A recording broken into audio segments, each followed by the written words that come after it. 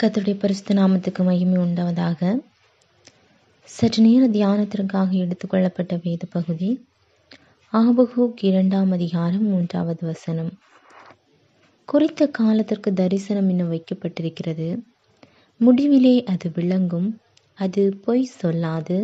அது தாமதித்தாலும் அதற்கு காத்திரு. அது நிச்சயமாய் வரும். அது தாமதிப்பதில்லை. ஆம், கர்த்தருடைய பிள்ளைகளே, நம்ம ஒவ்வொருவருடைய வாழ்விலும் கர்த்தர் பெரிதான ஒரு நோக்கத்தை வச்சிருக்கிறாங்க. நமக்கு அநேக கஷ்டங்கள் வரலாம். நம்மளுடைய வாழ்வு எப்போவுமே கடினமான பாதையாக இருக்கலாம். என்ன செய்வது அப்படின்னு சொல்லிட்டு நம்ம திகைத்து போயிருக்கலாம். எப்பவும் கலக்கமான ஒரு வாழ்க்கை, பயம் நிறைந்த ஒரு வாழ்க்கை. எதுக்குடா நான் இப்படி ஜீவிக்கணும் அப்படின்னு சொல்கிற ஒரு வாழ்வோடு நம்ம வாழ்ந்து கொண்டிருக்கலாம். ஆனால் அதற்கான ஒரு நோக்கம் உண்டு. சத்துரு நமக்கு ஒரு சோதனையை கொண்டு வரேன்னு சொன்னால் அதுக்கு மெயின் ரீசன் என்னன்னா, கர்த்தர் நம்மை கொண்டு ஒரு தரிசனத்தை வச்சுருக்குறாங்க, பெரிதான ஒரு திட்டத்தை வச்சுருக்காங்க. அதிலிருந்து நம்ம வழி விலகி போகணும். அதற்காக சாத்தான் செய்கின்ற ஒரு சதி மோசம்தான் என்னது, நமக்கு வரக்கூடிய இந்த சோதனைகள். இது என்ன சொல்லியிருக்குன்னா, குறித்த காலத்திற்கு தரிசனம் இன்னும் வைக்கப்பட்டிருக்கிறது. முடிவிலே அது விளங்கும். குறிப்பிட்ட ஒரு நாளுக்குள்ளாடி நமக்கு ஒரு பெரிய ஆசீர்வாதம் காத்துட்ருக்கு. ஆனால் அது நடக்குமா அப்படின்னு சொல்கிற ஒரு சந்தேகம் நமக்குள்ளாடி எப்போவுமே இருக்கும். ஆனால் அந்த சந்தேகத்தை கொண்டு வர்றது யாரு? சாத்தான். கண்டிப்பாக சொல்கிறேங்க, அது முடிவில் கண்டிப்பாக விளங்கும். கர்த்தருடைய வார்த்தைகள் ஒருபோதும் பொய் சொல்லாது. கர்த்தர் பொய்யுரையாத தேவன். அவருடைய நாமத்தில் நம்ம எதை கேட்குறோமோ, அவருடைய சமூகத்தில் எதை கேட்டு காத்து கொண்டிருக்கிறோமோ அது கண்டிப்பாக நிச்சயமாக நடக்கும். அப்படி நம்ம பார்க்கும்போது வேத பகுதியில் அநேக தேவ மனுஷங்களை பற்றி கொடுத்துருக்கு, மனிதர்களை பற்றி. அதில் ஒவ்வொருத்தருக்கும் அநேக பிரச்சனைகள், குடும்பத்தினர்கள் வெறுத்தது, உறவினர்கள் தள்ளிவிட்டது, தேசத்தார், எல்லாருனாலையும் ஆபத்துகள் நிறைந்த ஒரு உலகத்தில் வாழ்ந்த அநேக மனிதர்களை பற்றி பார்க்கும்போது கர்த்தர் அவங்க எல்லாரையும் உயர்த்தியிருக்காங்க. நம்மை உருவாக்கின தேவனுக்கு நம்மளை கொண்டு பெரிதான ஒரு சித்தத்தை வச்சிருக்காங்க. அதை கண்டிப்பாக செய்து முடிக்க வல்லவர். இங்கே வேத பகுதியில் பவுல் சொல்லக்கூடிய ஒரு தேவ மனுஷனை பார்க்கும்போது, எனக்கு என்னோட வாழ்வில் எல்லாமே முடிந்து விட்டது அப்படின்னு சொல்லிட்டு அவர் இருக்கும்போது, ராயனுக்கு முன்பாக நிற்கணும் அப்படின்னு சொல்கிறது கர்த்தருடைய திட்டமாக இருந்ததுங்க. அதுபோல தான் இன்னொரு மனுஷனை பார்க்க போனால் எலியா தீர்க்கதரிசி.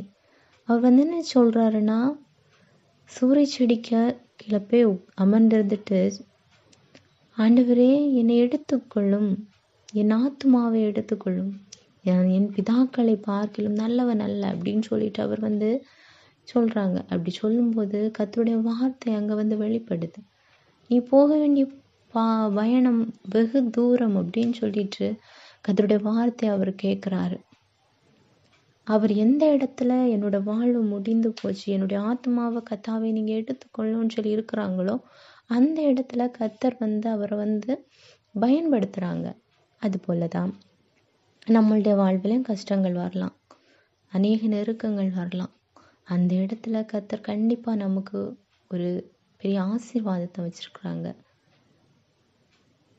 எல்லாமே முடிந்து போச்சுன்னு சொல்லி என்னென்ன வேலை இல்லை, அந்த எலியாவுக்கு கர்த்தர் வெளிப்பட்டாங்க. அதுபோல்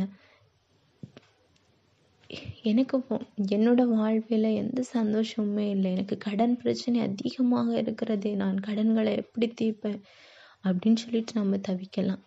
என்னுடைய வாழ்வு எப்பவும் கண்ணீரும் துக்கமான ஒரு வாழ்க்கை நிறைந்ததாக இருக்கிறது. எனக்கு சந்தோஷமே இல்லைன்னு கூட வருத்தப்படலாம். அது மட்டும் இல்லை, உறவினர்கள் என்னை தள்ளி விட்டாங்க, நண்பர்கள் என்னை கைவிட்டுட்டாங்க, எனக்கு யாருமே இல்லை, எனக்கு உதவி செய்ய யாருமே இல்லைன்னு இங்கே கலங்கலாம். எனக்கு படிக்கிறதுக்கே முடியலையே, நான் எப்படி படிப்பேன்னு நீங்கள் யோசிக்கலாம். இத்தனை ஆண்டு காலமாக நான் காத்திருந்துட்டேன், எனக்கு எந்த ஒரு ஆசீர்வாதமுமே கிடைக்கல, நான் என்ன பண்ணுவேன்னு கலங்கலாம். அந்த இடத்துல யார் உன்னை வெறுத்தாலும் கர்த்தர் உன்னை வெறுக்க மாட்டாங்க. அந்த இடத்துல கர்த்தர் பெரிதான ஒரு ஆசீர்வாதத்தை வச்சிருக்கிறாங்க. நீ தாமதிக்குதுன்னு சொல்லிட்டு வெறுமையோடு இருக்கலாம், வெறுத்து என்னோட வாழ்க்கையே எனக்கு வெறுத்து போச்சுன்னு சொல்லி இருக்கலாம்.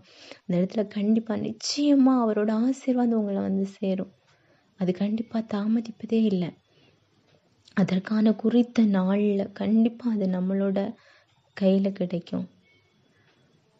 இன்னொரு மனிதனை பார்க்க போனால் தேவ மனுஷன் யாக்கோபு வந்து நம்பிக்கை இழந்த நிலையில் ஒரு கல்லை தலைக்கு வைத்து கொண்டு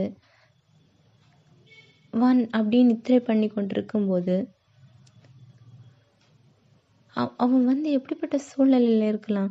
அவனோட அம்மா வந்து அவனுக்கு துணையாக இருந்தாங்க. அந்த அம்மாவே சொல்கிறாங்க, அவங்களே சொல்கிறாங்க, இங்கே இருந்து எனக்கு பிரச்சனை, நீ வந்து வீட்டை விட்டு போய்விடு அப்படின்னு சொல்லிட்டு சொல்கிறாங்க. அவனுக்கு உறுதுணையாக இருந்த அந்த அம்மாவே துரத்திட்டாங்க, நீ போயிடு அப்படின்னு சொல்லிட்டு சொல்கிறாங்க. அவன் வந்து அப்படியே படுத்து கொண்டிருக்கும்போது கர்த்தர் அவனுக்கு வெளிப்படுறாங்க. எப்படின்னா, நீ படுத்திருக்கும் பூமியை நான் உனக்கு தருவேன் அப்படின்னு சொல்லிட்டு சொல்கிறாங்க. எவ்வளோ பெரிய ஆசீர்வாதம் பாருங்க. எல்லாமே முடிஞ்சு போச்சு, என்னோட உறவினர்கள் என்னை கைவிட்டுட்டாங்க, என்னோட பெத்த அம்மாவே என்னை கைவிட்டுட்டாங்க, எதுவுமே இல்லைன்னு சொல்கிற வேலையில் கர்த்தர் ஒவ்வொருத்தரையும் ஒவ்வொரு விதத்தில் ஆசீர்வதிக்கிறாங்க. அதுபோல் தான் மற்றவங்க வாழுறாங்க, அவங்கள போல நான் இருக்கணும், அவங்க இவ்வளோ ஆசீர்வாதம் பெற்றிருக்காங்க, இந்த ஆசீர்வாதம் எனக்கு இல்லையே, இவ்வளவு பொருள் செல்வத்தோடு இருக்காங்க, இவ்வளவு நல்ல ஒரு பேரோடு இருக்காங்க, பதவியில் இருக்காங்க, நல்ல படிப்பு படிக்கிறாங்க, இப்படியெல்லாம் மற்றவங்கள பார்த்து நம்ம வாழ்கிறத விடவும் கர்த்தர் எனக்கான ஒரு திட்டத்தை வச்சுருக்காங்க, எனக்கு ஒரு ஆசீர்வாதம் வச்சுருக்காங்க அப்படின்னு சொல்லிட்டு நம்ம ஒவ்வொருத்தரும் அவரை முன்வைத்து அவருக்கு சாட்சியாக நம்ம வாழணும்.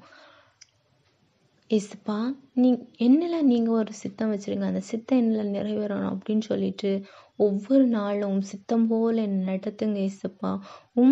நீர் எனக்கு வைத்த தரிசனம் குறித்த நாளில் நிறைவேறணுங்க தாவே, அதற்கு உம்முடைய வழியில் என்னை நடத்துங்க அப்படின்னு சொல்லிட்டு ஒவ்வொரு நாளும் ஜெபிக்கணும். சோர்வை கண்டிப்பாக சாத்தான் கொண்டு வரதான் செய்வோம். அந்த இடத்துல ஏசப்பா, இந்த சோர்வுகளை நீக்கி எனக்கு புது பலன் புது கிருபையை தாருங்கன்னு சொல்லிட்டு ஒவ்வொரு நாளும் ஏசப்பா, நீங்கள் என்னை புதுப்பீங்க, பரிசுத்த ஆவியானவரை நீங்கள் என்னை புதுப்பீங்க அப்படின்னு சொல்லிட்டு ஒவ்வொரு நாளும் நம்ம அவர்கிட்ட கேட்கும்போது அந்த சோர்வுகள் எல்லாம் நீங்கி நம்மளுடைய ஒவ்வொரு கஷ்டங்களும் பிரதிகூலங்களும் நீங்கி நம்ம அவருடைய வழியில் நம்ம வந்து போகிறதுக்கு ஒரு வழியை திறந்து தருவாங்க.